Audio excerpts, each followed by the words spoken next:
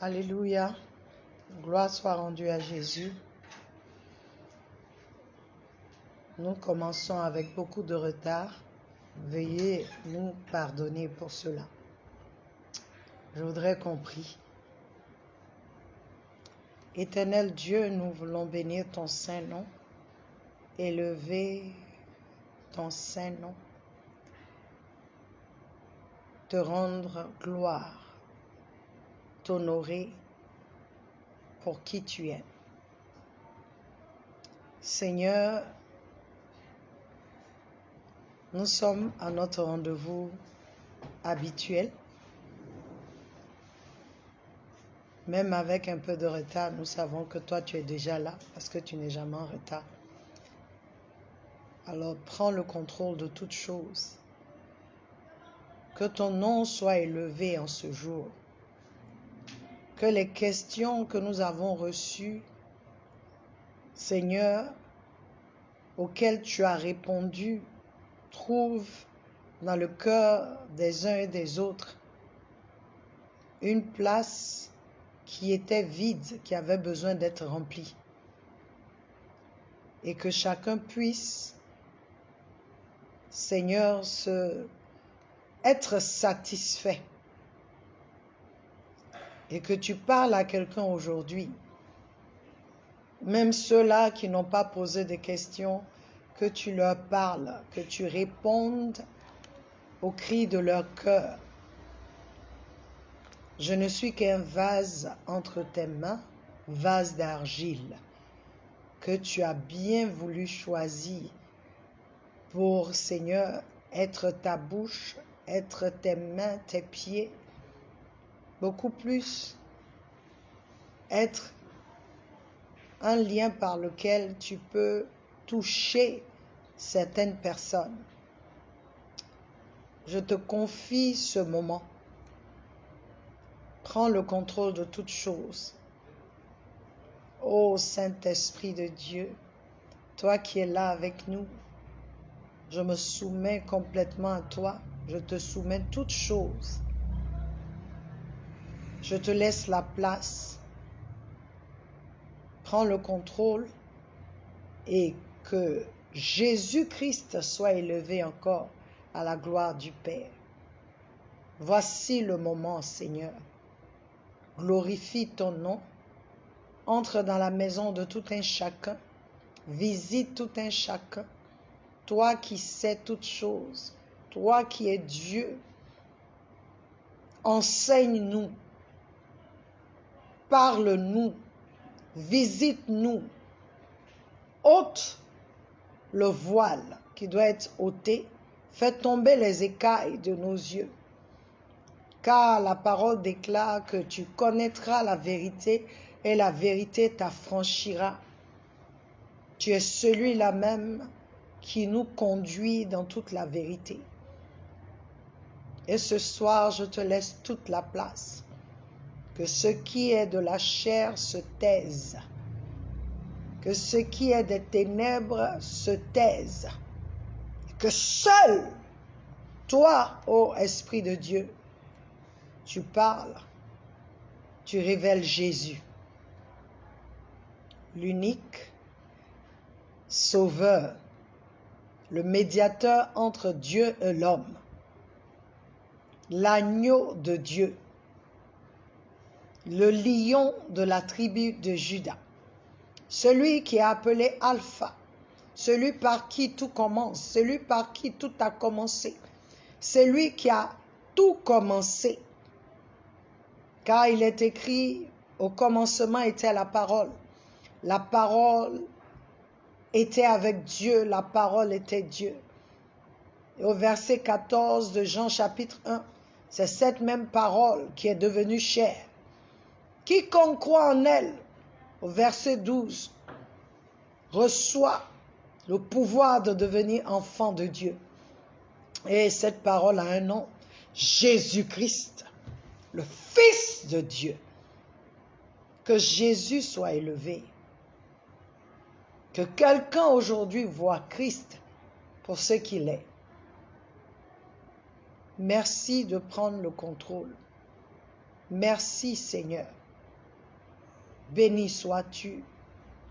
Mon âme te bénit, mon esprit te magnifie.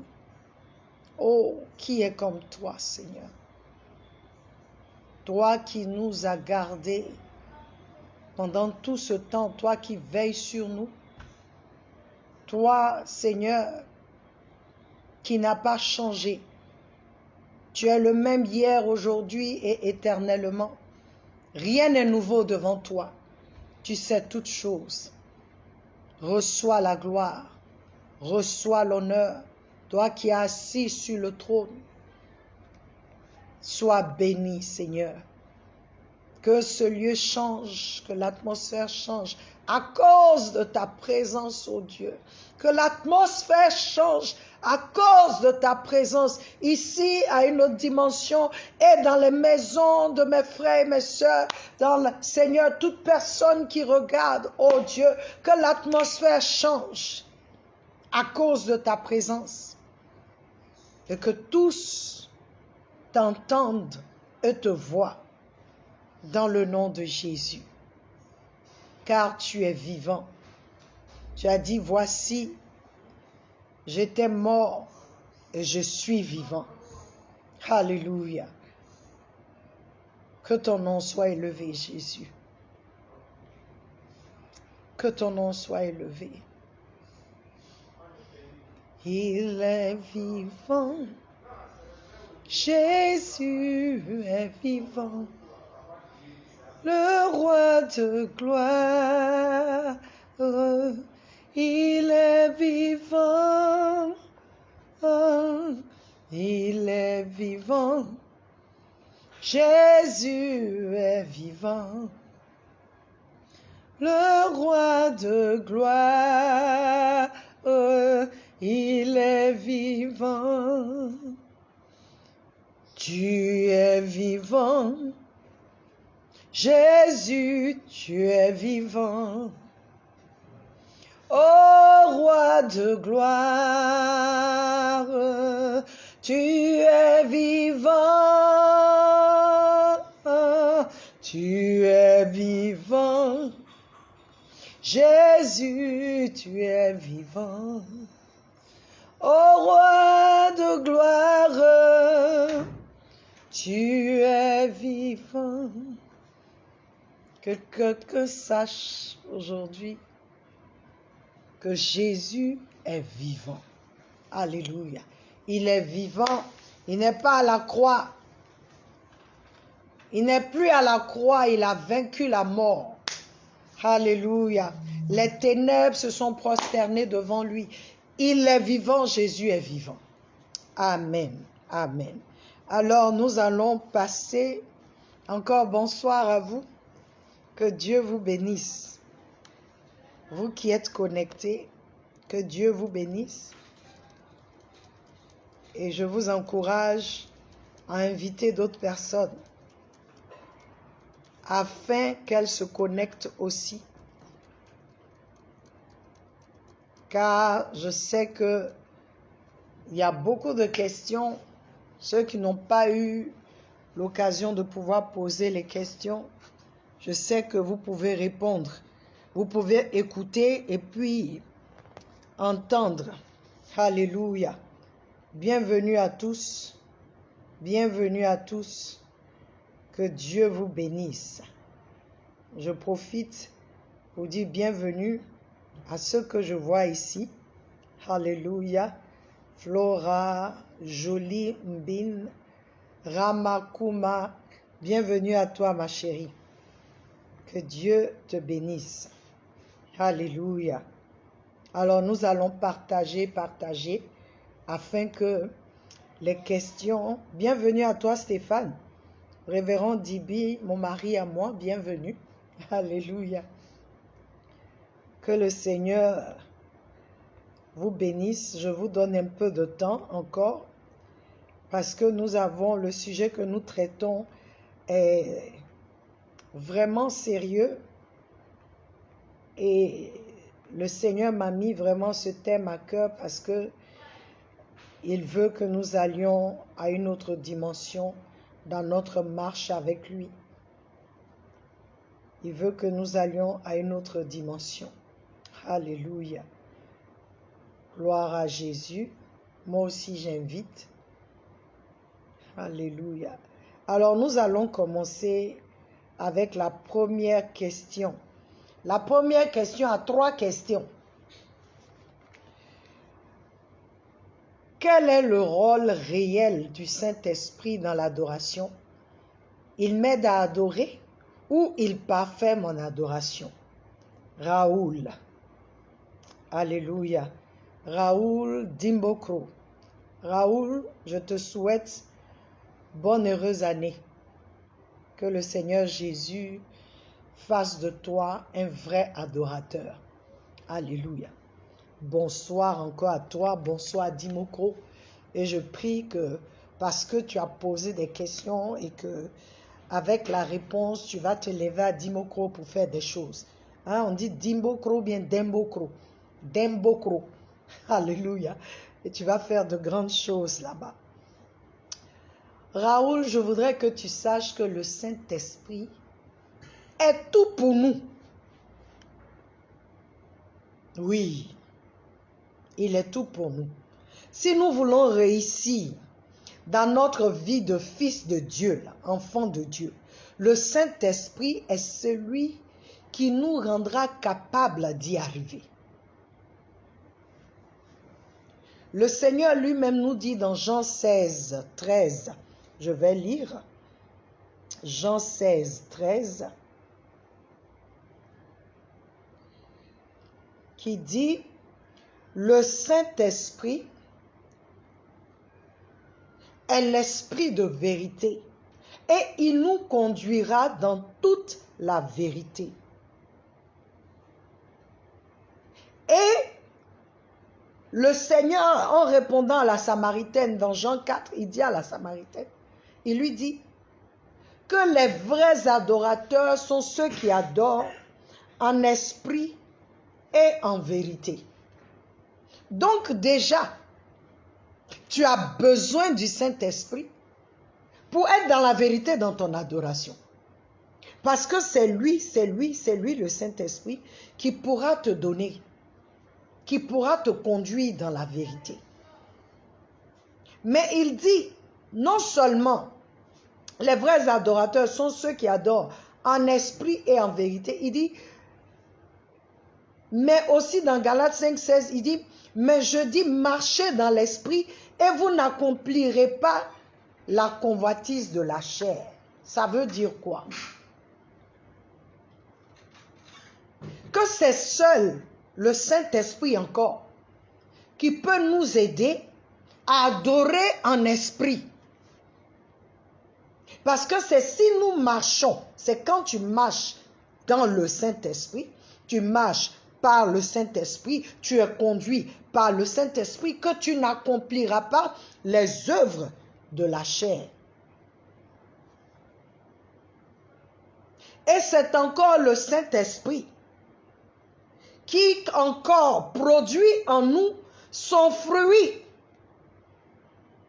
afin que nous ne portions pas ou nous n'accomplissions pas, nous ne faisons pas les œuvres de la chair.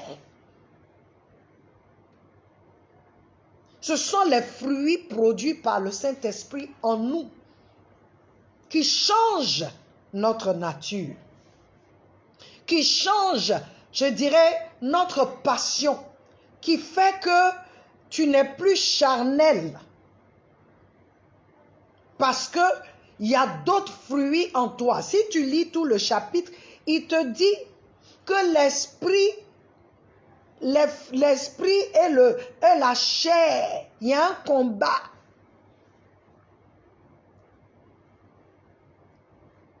Donc c'est seul par le Saint-Esprit que vraiment nous pouvons donner cette adoration que Dieu attend.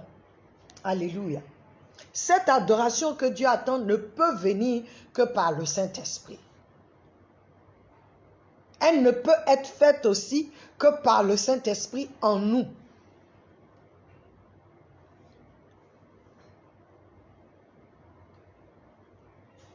Alors je lis. L'adoration, Raoul, est basée sur la connaissance de Dieu et l'intimité que l'on a avec lui. Jean 4, 22, lorsque Jésus parle à la Samaritaine, qu'est-ce qu'il lui dit? Vous adorez ce que vous ne connaissez pas. Donc celui qui vient vers Dieu puis dit qu'il adore, mais il ne le connaît pas, Dieu dit c'est pas lui que tu adores. Parce que tu dois adorer ce que tu connais. Il dit vous adorez, Jésus dit à la femme, vous adorez ce que vous ne connaissez pas. Nous savons ce que nous adorons car le salut est des Juifs. La femme dit, c'est sur cette montagne, c'est ceci. Jésus dit, c'est là où tu ne comprends pas bien. C'est en esprit et en vérité. Il n'y aura pas un lieu. Les gens, je n'ai pas besoin d'aller à Jérusalem pour adorer. Pourquoi? Parce que je connais, j'ai la vérité et en moi, c'est le Saint-Esprit qui fait le travail. Donc, partout où je suis, je peux l'adorer en esprit et en vérité. La connaissance que j'ai de lui. Et il y a un seul qui le connaisse parfaitement. C'est le Saint-Esprit, car Romains 8, 27 dit, « Et celui qui sonde les cœurs connaît quelle est la pensée de l'Esprit, parce qu'il fait intercession pour les saints selon la volonté de Dieu. » Plus haut, Paul te dit que c'est l'Esprit qui connaît l'Esprit de l'homme dans l'homme qui connaît l'homme. Donc c'est l'Esprit de Dieu qui connaît Dieu. Donc c'est l'Esprit qui peut te dire, qui peut te révéler qui est Dieu vraiment. Afin que quand tu l'adores vraiment, tu l'adores avec vérité. Tu le connais. Tu ne viens pas l'adorer basé sur autre chose. Tu peux venir dire, oui, c'est vrai, on peut venir. Tu as fait ça pour Abraham, tu as fait ça. Parce que si tu dis ça, ça veut dire que tu crois qu'il a fait vraiment. Mais et toi, quelle connaissance tu as de lui? Il faut qu'on arrive à ce niveau-là, où j'ai une vraie connaissance de lui, où basé sur cette connaissance, je peux venir lui parler. Alléluia. En conclusion, Raoul, à tes 3 questions, nous sommes dans l'ère du Saint-Esprit, car c'est entre ces saintes mains que le Seigneur Jésus nous a confiées. Tu peux lire Jean 16, 7 à 14. Il dit, il est avantageux pour vous que j'aille. Afin que quoi? L'esprit de vérité vienne. Il vous conduira dans toute la vérité et il vous révélera les choses. Il vous révélera les choses qu'il a entendues de moi. Il vous dira. Sans le Saint-Esprit, c'est compliqué l'adoration que tu donnes. Donc, oui, je reviens à ta question. Le rôle du Saint-Esprit, c'est de t'aider à adorer en esprit et en vérité, et c'est de parfaire ton adoration. Donc, il est un élément clé. Le Saint-Esprit est celui avec qui tu veux t'associer. C'est celui-là, c'est à lui que tu dois demander quel genre d'adoration le Père veut aujourd'hui. Parce que souvent, c'est ce que nous avons en tant que leader d'adoration. On ne cherche pas la face du Seigneur. Nous venons donner, parce que ce sont des chants, on cherche des chants qui font bouger les gens. Mais on ne demande pas à Dieu aujourd'hui, ce dimanche-là, quelle est ta volonté? Comment tu veux que je t'adore? Saint-Esprit, qu'est-ce que Dieu veut aujourd'hui? De quoi Dieu veut qu'on parle? Est-ce que Dieu veut qu'on vienne parler de ce Dieu qui guérit, ou de ce Dieu puissant, ou de ce Dieu doux, ou de ce Dieu terrible, ou de ce Dieu redoutable? On ne demande pas, mais on vient, on met les chants parce que on vient, on dit que bon, ça va faire bouger ça. Ce n'est pas une adoration. Si c'est ce que tu fais, tu dois demander à Dieu, de quoi veux-tu que je parle aujourd'hui? Quelle partie de toi Est-ce que tu veux que je vienne? Est-ce que Dieu veut que je vienne diriger le peuple dans un temps de consécration? Dans un temps de repentance? Donc Dieu va me donner, il va me diriger, le Saint-Esprit va me diriger dans des chants qui amènent le cœur des gens à se repentir ou à voir Dieu comme le Dieu puissant, à faire plus confiance à Dieu. Mais aujourd'hui, on a tellement de chants qui sont en rapport avec nous-mêmes. C'est pas mauvais. Mais assure-toi que ce jour-là, c'est le Saint-Esprit qui t'a aidé dans ton répertoire. On ne va pas à l'église. Et ça, c'est un conseil pour les chantres, les leads. Tu ne vas pas ce jour-là pour que les gens soient chauffés. Ou on dit, donne-nous un chant chaud là. Mais c'est qui on vient adorer? Est-ce que, je vois même que souvent, on a tellement fait danser les gens jusqu'à maintenant quand on dit que Seigneur, on veut parler au Seigneur, que chacun parle au Seigneur, ils ne savent même pas comment faire ça. Parce qu'il n'y a plus de danse, ils sont fatigués. Ça a tellement chauffé, ils sont assis maintenant. Pendant qu'il y a des chants qu'on élève, ils dorment. Lead, tu es comme le pasteur. Parce que tu as un rôle quand tu viens. Alléluia. Deuxième, ou je dirais quatrième question. Bonjour maman. Je suis beaucoup distraite pendant l'adoration. Que dois-je faire? Fabienne Plateau d'Aucuit. Bonsoir Fabienne. Bonne heureuse année à toi ma chérie. Il y a une seule chose que je peux te dire. On peut prier pour que tu sois libéré de cet esprit de distraction, mais si toi-même tu ne prends pas la décision d'adorer, ce sera une cause perdue. Pourquoi es-tu distraite? Quelles sont les choses qui occupent tes pensées quand toi tu es dans le temps, tu dois adorer? Parce que quand tu me dis pendant l'adoration, tu parles de l'église. Mais comment toi tu viens à l'église, tu dois adorer et puis tu es distraite? Qu'est-ce qui occupe tes pensées?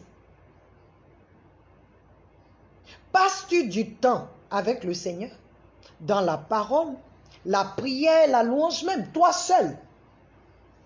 Parce que c'est ce qu'on fait à la maison là, qu'on doit venir reproduire. Est-ce que même à la maison là, tu as le temps avec lui? Est-ce que tu prends le temps pour parler à Dieu à la maison? Tu sais, ça ne viendra pas comme ça, ma chérie, non. Que fais-tu toute la semaine? Comment tu abreuves ton homme spirituel?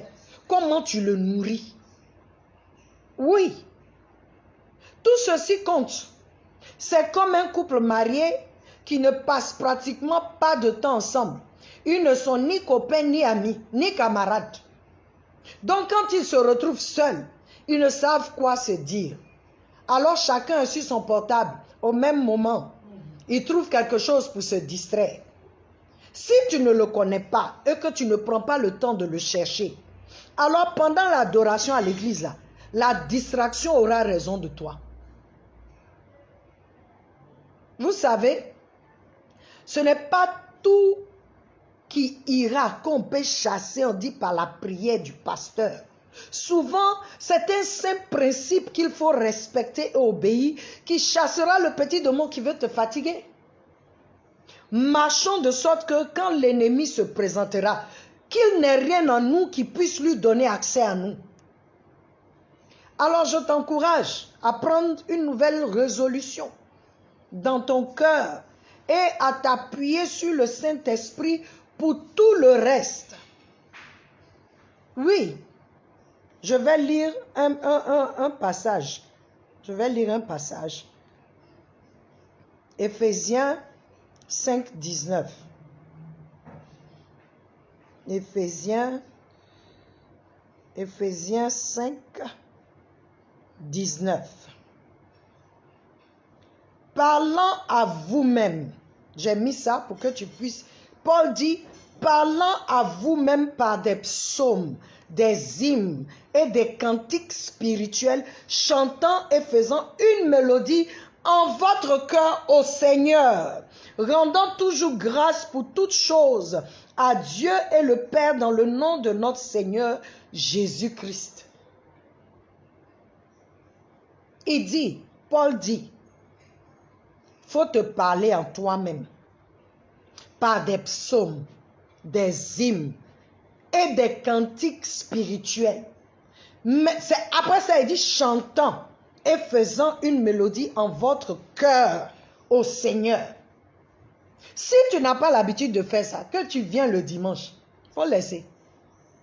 Peut-être quand ça chauffe là, quand on aime chauffer, tu vas chauffer. Mais après ça là, quand on dit élève la voix et commence à parler à Dieu, dis à Dieu combien de fois tu l'aimes. Tu ne sais pas ce que tu vas lui dire parce que tu n'es pas habitué. Josué 1,8 nous dit, assure-toi, c'est-à-dire la parole ne doit pas te quitter. Il faut que la parole, mes boucles d'oreilles sont tombées, il faut que la parole, alléluia, la parole de Dieu soit ce que toi tu médites là-dessus, que tu aies, ça soit ta joie, que tu prennes le temps dans la parole. Parce que le Seigneur dit que c'est dans ça là que toi, tu vas avoir un bon succès. Alléluia. C'est dans ça que tu auras un bon succès. Donc, je veux t'encourager. Fabienne, je veux t'encourager. Cette année, prends une décision. Prends une décision. Toi-même, parle-toi avec des psaumes. Ça veut dire que tu as lu pour pouvoir parler. Ça veut dire que tu vois ce que Dieu veut dire. Ça veut dire que tu as médité. Que la parole devienne pour toi un délice. Afin que quand tu te retrouveras dans le temps d'adoration, tu puisses parler à Dieu. Alléluia. J'espère que j'ai pu t'aider. 5. L'adoration, ce n'est pas seulement être disposé et chanter. C'est nouveau pour moi. J'aimerais bien comprendre le mystère de l'adoration car c'est un sujet très important. Selon Luc 19, 40, Franck Kodjani. Bonsoir Franck. Bonne et heureuse année à toi.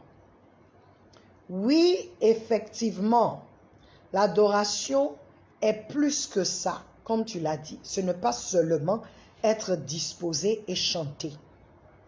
C'est un style de vie. Une vie qui est complètement dévouée à son Dieu. Regarde un peu dans quel contexte le mot adoration a été mentionné dans la Bible. Je crois la première fois.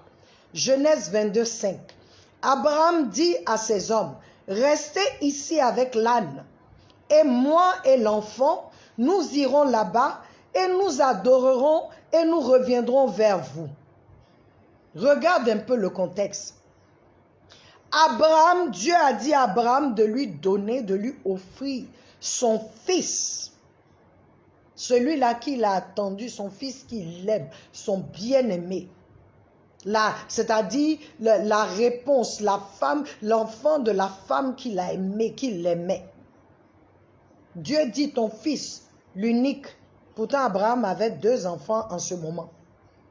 Il y avait Ismaël, mais Ismaël, ce n'est pas ce que Dieu avait prévu pour Abraham.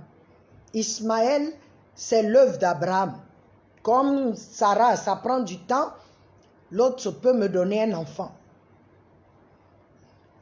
Oh, Dieu a promis lui donner un fils, mais avec sa femme.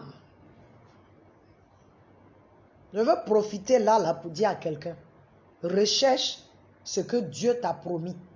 Ne va pas te mettre dans des trucs cette année-là, toi seul, pour dire comme Dieu tarde, je vais aller faire ça moi-même. Ça va être un Ismaël, parce que ce n'est pas la volonté de Dieu. C'est vrai, Dieu a béni Ismaël. Abraham a prié. Dieu a béni Ismaël. Mais tu te rends compte que le choix de Dieu, c'était Isaac. C'est ce que Dieu a promis. Et Dieu travaille avec ce qu'il a promis.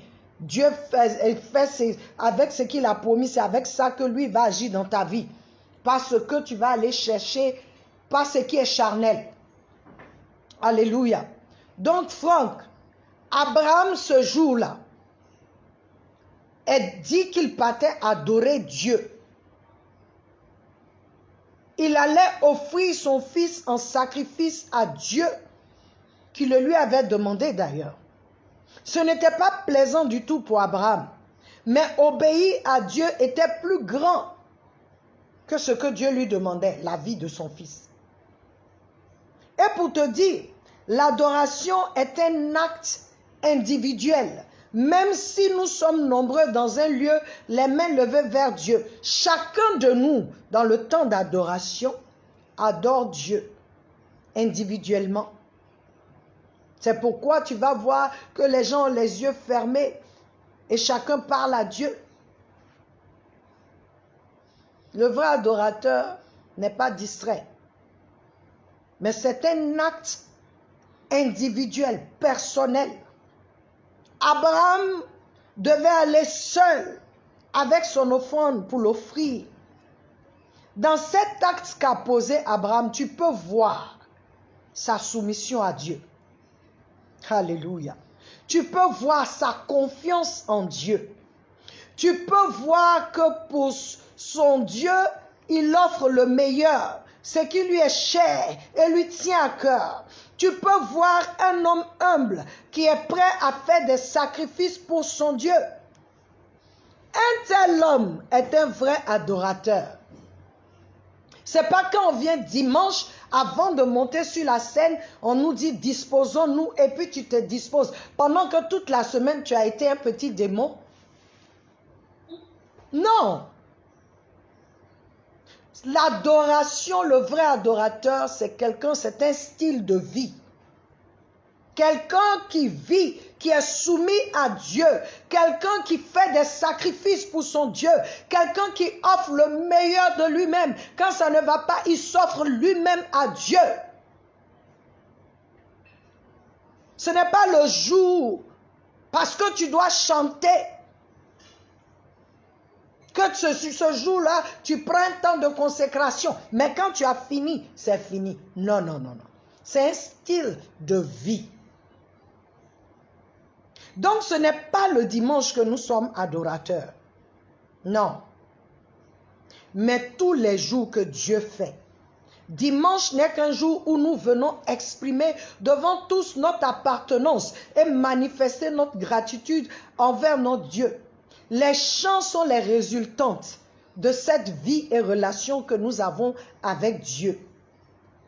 Je vais lire Luc 19, 40 que tu as donné.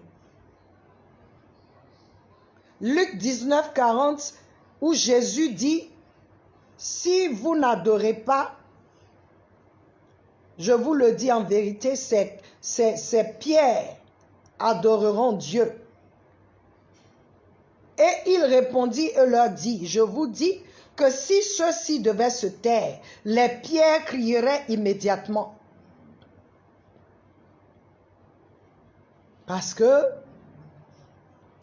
les gens ont vu la multitude qui parlait, qui bénissait, qui disait au verset 38, « Béni soit le roi qui vient au nom du Seigneur, paix dans le ciel et gloire dans les lieux très hauts. » Et quelques-uns des pharisiens parmi la multitude lui dirent, « Maître, reprends les disciples, c'est-à-dire arrête ceux-là, ils sont en train de dire des choses sur toi, ils sont en train de dire que tu es Dieu, ils sont en train de t'élever, ils sont en train de t'adorer. » Jésus dit, « Je vous dis que si ceux-ci devaient se taire, les pierres crieraient immédiatement. »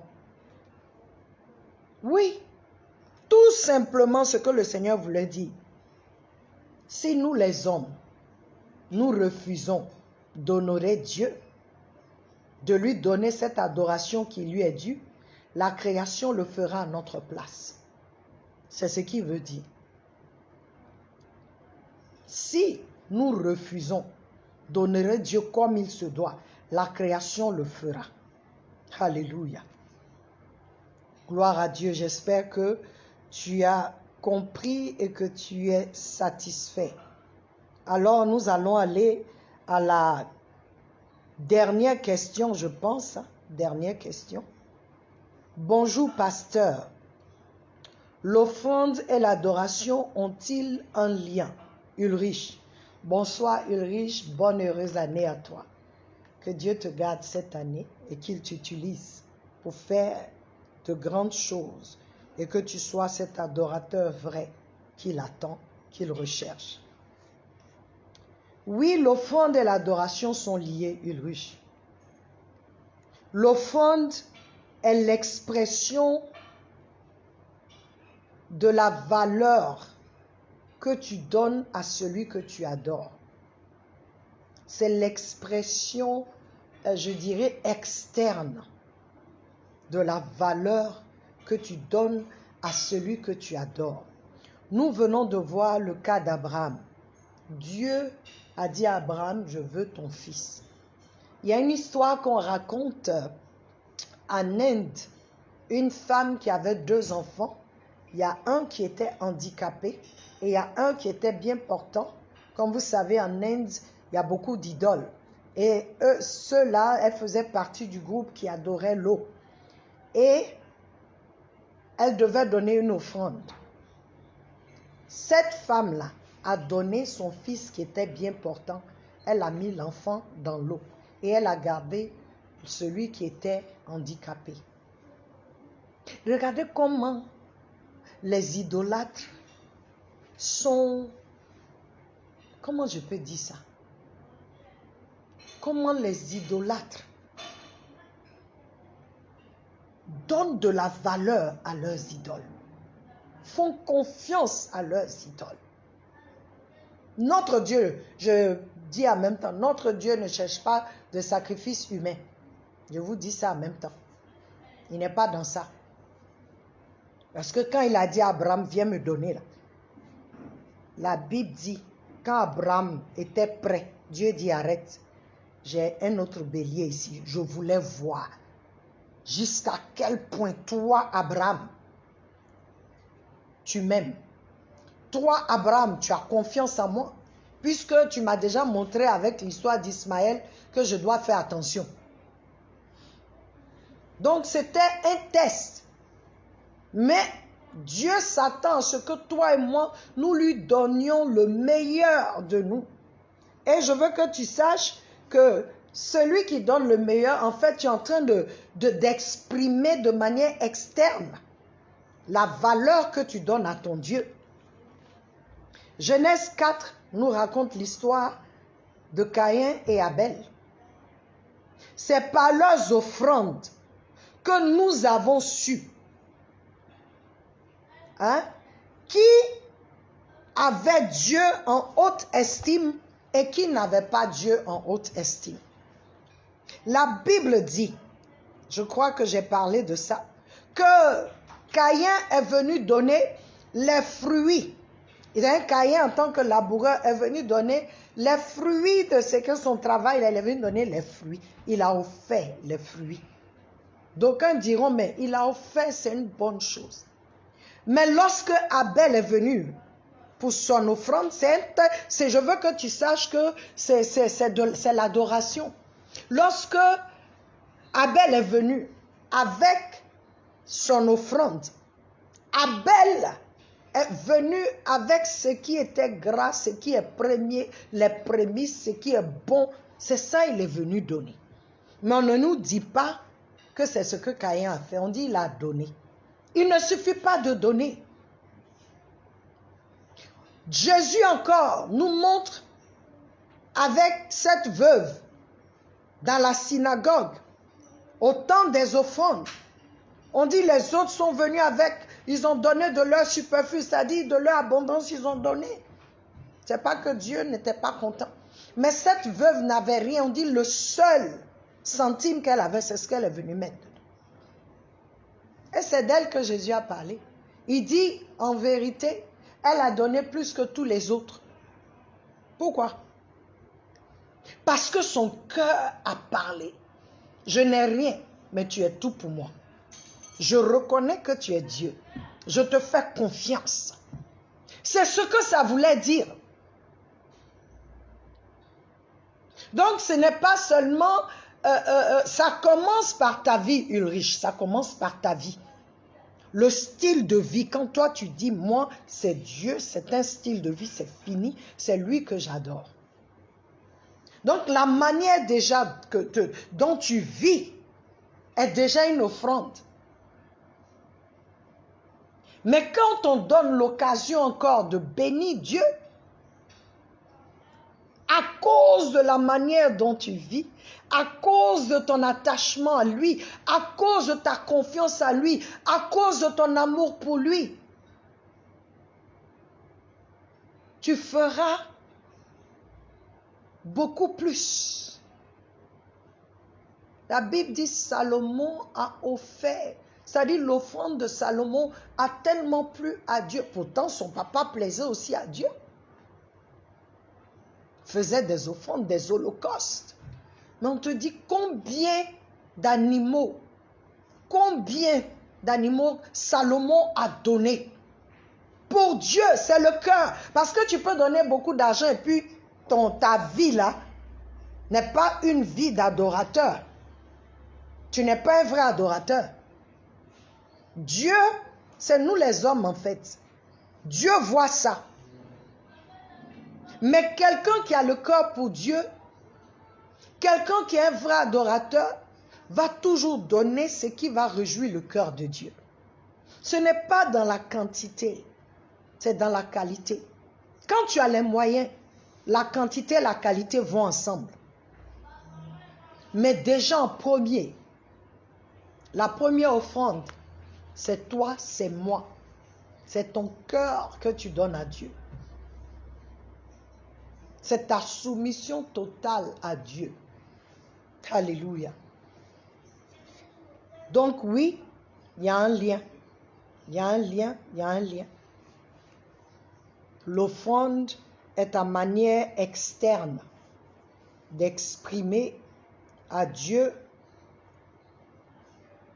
C'est ta manière externe. Alors, peuple de Dieu, notre temps prend fin maintenant. Que Dieu vous bénisse. Que Dieu lui-même fasse un travail dans nos cœurs.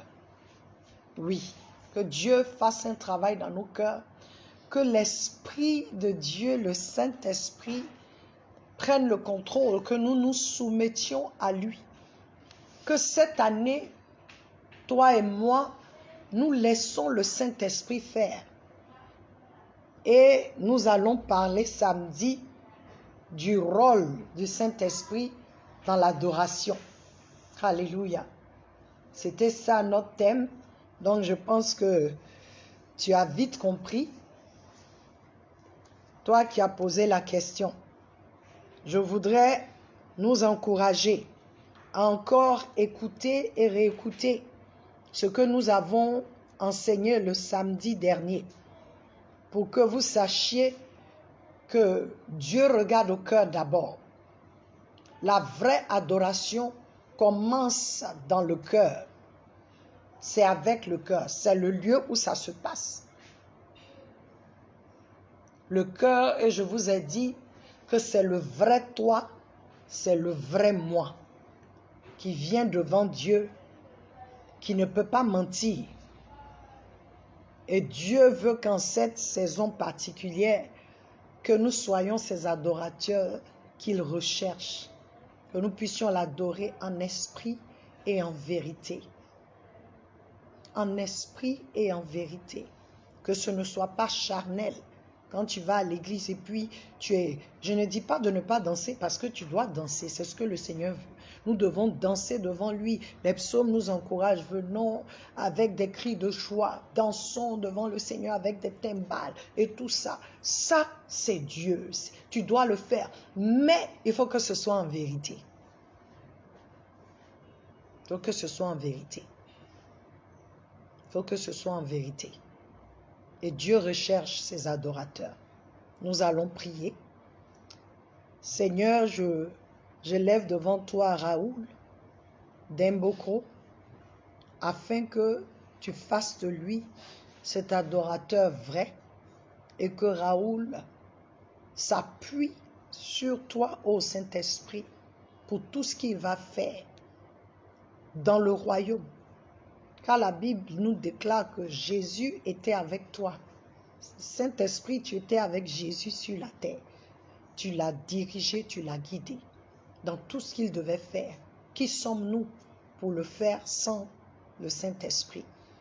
Donne à ton Église, donne-nous, Seigneur, de comprendre l'importance du Saint-Esprit dans l'œuvre de Dieu sur la terre. Donne-nous de chercher cette intimité avec le Saint-Esprit, de chercher de le connaître comme il se doit, afin de marcher avec lui, afin de pouvoir accomplir ton œuvre sur cette terre. Car tu as dit d'attendre même, pour être témoin, nous devons attendre que le Saint-Esprit vienne. Il est venu, c'est son air, c'est lui qui nous dirige là où nous devons aller, ce que nous devons faire, ce que nous devons dire. C'est lui qui nous amène à te connaître. C'est lui qui rend les choses claires dans notre esprit. C'est lui qui convainc notre esprit que nous sommes fils de Dieu. Père, je prie que cette année, l'Église se laisse diriger par le Saint-Esprit. L'Église se soumette au Saint-Esprit, individuellement et collectivement, que nous nous laissons diriger, guider, conduire par le Saint-Esprit dans le nom de Jésus, que ce soit le partage de Raoul à Demboko dans le nom de Jésus. Seigneur, nous prions au Dieu pour Fabienne, afin que tout ce qui est de la distraction la quitte, tout ce qui est de la distraction s'éloigne d'elle, dans le nom puissant de Jésus-Christ. Et que Fabienne, maintenant, tu lui donnes la force de se lever contre ces choses-là qui l'empêchent de te voir tel que tu es, Seigneur. Que tu lui donnes d'avoir ce temps avec toi, cette intimité avec toi, de faire de la parole ses délices, oh mon Dieu, et que, Seigneur, elle-même, elle s'entretienne par des psaumes, des hymnes, oh Dieu, Seigneur, des chants spirituels pour te glorifier, et qu'à partir d'aujourd'hui, tout ce qui était de la distraction soit maintenant, Seigneur, détruit, et que tous les liens qui la liaient avec l'esprit de distraction, nous la délions de cela, au nom de Jésus. Merci, Seigneur, pour Franck, oh Dieu, qui vraiment veut savoir. Je prie que tu lui donnes d'avoir, Seigneur, un style de vie comme Abraham a été, Seigneur, qu'il comprenne qu'il doit être disposé tous les jours. Il doit avoir un style de vie qui fera de lui ce vrai adorateur. Ce n'est pas seulement dimanche. Et même d'autres personnes qui m'écoutent, qui pensent que c'est seulement le dimanche qu'ils doivent vraiment, Seigneur, se disposer. Je prie que ce voile soit ôté, et que nous, tes enfants, nous soyons de vrais adorateurs. Car Jésus t'adorait. C'était pas seulement un jour, tous les jours. Je prie que ce soit notre partage, que l'Église dans ce monde, que l'on nous pointe les doigts sur nous et dise, voici les adorateurs du Dieu vivant. Alléluia, dans le nom de Jésus-Christ de Nazareth. Merci Seigneur pour Ulrich, oh Dieu. Merci, oh Dieu, de lui donner la compréhension, de lui donner de te valoriser, même dans ses dons, dans tout ce qu'il fait. Mais en premier, je prie, Seigneur, que Ulrich lui-même soit cette offrande, oh Seigneur, qui t'est agréable, au nom de Jésus. Père, merci pour le temps que tu nous as donné. Bénis chaque personne qui est connectée, chaque personne qui sera connectée après, chaque personne qui entendra, oh Dieu. Ah Seigneur, je prie que toi-même tu véhicules les réponses de sorte que tous puissent comprendre, Seigneur, selon leurs besoins, Seigneur, dans le nom de Jésus, et que tu fasses de nous, tu nous aides à être ces vrais adorateurs qui vont t'adorer en esprit et en vérité au nom de Jésus. Merci pour votre temps, le mien est fini.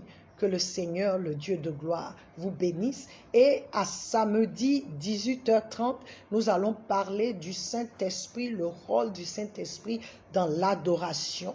Au nom de Jésus, soyez bénis. Amen.